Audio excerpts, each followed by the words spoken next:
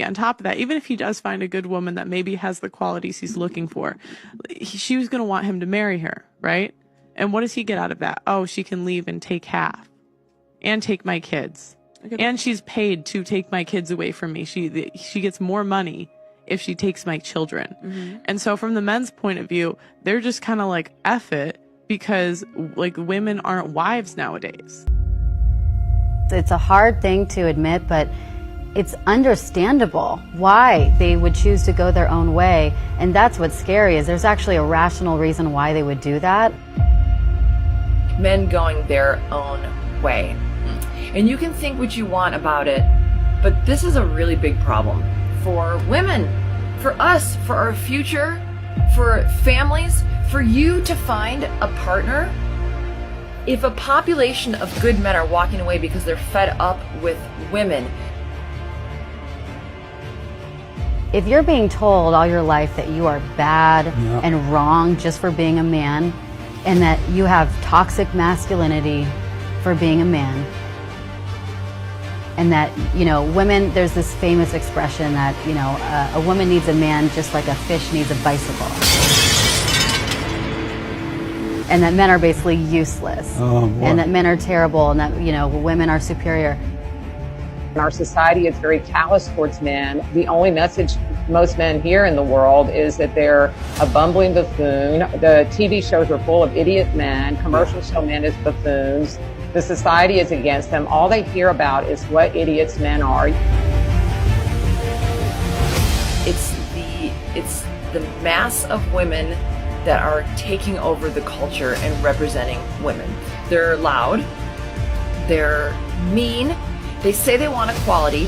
Why are they not protesting in the streets for the changing the laws for alimony or child support or child custody? Because they don't want equality. They want superiority. The male gender has more of a slave state, and it's because men are now subjugated to the law and to women, and nobody really believes it except the men who go through, say, the court. But most men think that they're exempt from that until they end up in a bad situation. So for a lot of the men, and a lot of them have gotten screwed over in terrible relationships and divorces, and gotten their kids taken away from them. So it's an understandable response. In the United States of America, as a man, you can't speak up. I think most women tend to be very, I'm stereotyping, but they tend to be more collectivist. They tend to sort of be more in that socialist mindset. So I don't know that you're going to see a huge change. I think the change will have to come from men. The lives of women will not change until the men get the opportunity to also examine and define and change their lives. In many ways, I sometimes think that the 20th century was the century where the women made all these massive changes, and the 21st century will be the changes that the men will make, partly in adapting to the changes that the women have done. And those men are doing something about it. They're saying, you know what, I'm done with this. I'm not getting married, or I'm divorced. They don't sit around just trying to live their life through women. They actually have lots of hobbies. They go out, they buy that land you were talking about. They're out there getting motorcycles. They're having a good time, and they're enjoying life without having to deal with the stress of the women and the society that tells them they have to have a woman in their life. How would you feel? I mean, you know, you're not going to feel that attracted to a woman or care to be loving towards her or romantic towards her. So this men going their own way is a reaction to that. I really think it's a rational reaction to that. Men are finally like, hey, we've given you all you want. You know, you are equal in every way, and then you're still shaming us. I think it's great how the media frames a situation where there are more single women than ever before as a positive development. It's unfortunate that whenever the number of men living alone increases, the media feels compelled to portray us in a negative light by claiming that we're lonely. If being single is such a serious issue, I have news for you guys. Men are way more suited to a life without a partner than women will ever be. This is an undeniable truth, and we've been doing it for centuries, so I don't see what they're trying to say. The only issue now is that the simps in this area are suffering the most because they are not getting laid. The fact that more and more men are being denied access to intimacy in the bedroom is, in my opinion, the root of the problem. Furthermore, the majority of men in modern society are not troubled by their romantic relationships. I believe if most men were getting access and they could still procreate and raise their kids in the absence of marriage and not get penalized for it by the family court, we would have so many men that are down bad. However, women are more dependent on intimate relationships than men are. Don't let them convince you that they don't need a man. Illnesses and health scares become more prominent in their lives as they age. They'll want to find a partner or start a family quickly because they know they won't last without someone to take care of them when they're old. This is why females crave procreation so much. If you take away the biological drive to procreate, the financial reward of child support, and the emotional reward of parenting, most people see children solely as a retirement security blanket. Multiple women confirmed this to me, so I can say with confidence that this is the case. Also, I know firsthand what happens to elderly women who are abandoned. Unfortunately, it was not a pretty sight.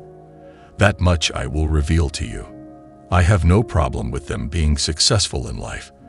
It makes no difference to me that they have jobs or incomes of any kind. It's not like these women suddenly have 5 to 6 figures in the bank, despite the fact that they are making more money than ever before. You must be completely insane to think that. While some can't say for sure whether we're in good times or a collapse, that number is far smaller than the number of people who are struggling regardless of the economy's state. In cases like the present one, the media only reports partial truths and never presents the whole picture. Or else you'd realize right away that what they're saying is meaningless. It's plain to see that women now earn equal or higher wages than men. That's a good thing. But what they don't mention is how much they owe in credit card bills and student loans, both of which are eating into their budget and preventing them from moving forward. If a significant portion of their earnings is going toward paying off debts, it doesn't matter how much money they bring in. You think it's important for strategists to keep that in mind before dating these women. Trust me, even if women make more money than men, they are keeping less of it because they have higher rates of student loan debt, often in the 5, 6, or 7-figure range. And this is why most working women still have less discretionary income each month than their male counterparts. In addition to not consuming as much as they do, keeping us running is cheaper. So that's another way that men can go against them is by getting married, getting a divorce, and then becoming obligated to pay child support. If men gave those up, most of us could retire in our 40s in comfort and ease. Go to seeking.com, or what I call the Soul Society, and you'll see for yourself that a growing number of women are resorting to selling posts online as a means of supplementary income. Even though they are making money, it's clear that these women are still struggling financially if they have to resort to this. To put it bluntly, I just laugh whenever I see a headline like this, because I know it describes their act. Keep in mind that it is much simpler to succeed in life as part of a solid family unit than it is to do so on your own. The women, unfortunately, were the ones who ruined the family. In doing so, they effectively screwed men into themselves. But hey, that's life. Men should end their marriages and sexual relationships with women as a means to solve the problem. So let them suffer the results of their choice.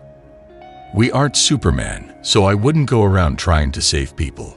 Keep your distance from these women. The time has come to read this piece and find out what everyone's talking about. Single is the New Black is the title of an article from the Good Men Project. By 2030, nearly half of all women will be single.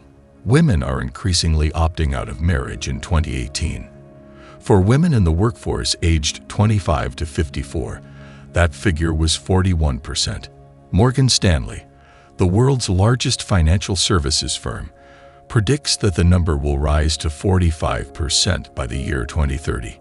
It's unclear what's motivating this shift, but increasingly, working women are putting off starting families so they can advance in their chosen fields. The same applies here. Women are delaying having children or deciding not to have any at all. More and more middle-aged and elderly women are getting divorced. Only a few short decades ago, such options simply didn't exist. Most women couldn't afford to be without a man for very long because they lacked the means to support themselves financially. This massive and steady shift in women's outlook on life and priorities was fueled by increased equality and financial freedom. Where women once faced significant barriers to success, they have now decisively broken through. Divorce rates among husbands are highest among women in their 50s and 60s who may be trying to advance their careers before it's too late. The husband is finished at that point unless he has extraordinary financial resources. This is when old age has rendered you physically unable to earn a living, and you lack the motivation to start over financially. If you reach retirement age and find that your savings and investments won't last until the end of your life, that's it. Also, take note of how the article frames women's increased independence as a positive development, allowing them to break up families in whatever way they see fit. Because of the high likelihood of this happening to you, I will continue to advise you not to get married. Not having a family to rely on in retirement is one of the main reasons why women who don't get married or have children when they're young end up miserable. You need to realize that the vast majority of women do not save for retirement and spend all of the money they work so hard to earn. To put it simply, that never occurs.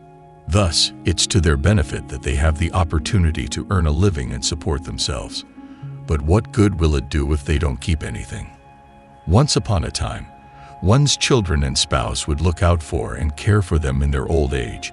But with an increasing number of women reaching retirement age without either of those things to fall back on, they are increasingly on their own. They are to blame. They deserve the consequences of their actions, so don't save them. Let's keep going. Number 1. Education. An analysis of government data by the Pew Research Center found that women now make up roughly 50.7% of the college-educated workforce in the United States, surpassing men for the first time. Career development is number 2. The percentage of women in executive positions has grown in every developed region since 2010, but the rate of growth has been the fastest and largest in Asia, where it has doubled in that time. Thirdly, expansion of financial resources. For every dollar a man made in 1980, a woman made 64 cents. Today, the gap is between 77 and 85 cents on the dollar, according to the Bureau of Labor Statistics. 4. The strength of the consumer. Gains in women's labor force participation should boost wages and stimulate economic growth. It turns out that when women were given the opportunity to work and advance in society, they did just that. Who would have thought that everyone with even a grain of intelligence would have? Guys, there are now more women than men in the United States. Thus, it is only a matter of time before they outnumber us in the workplace.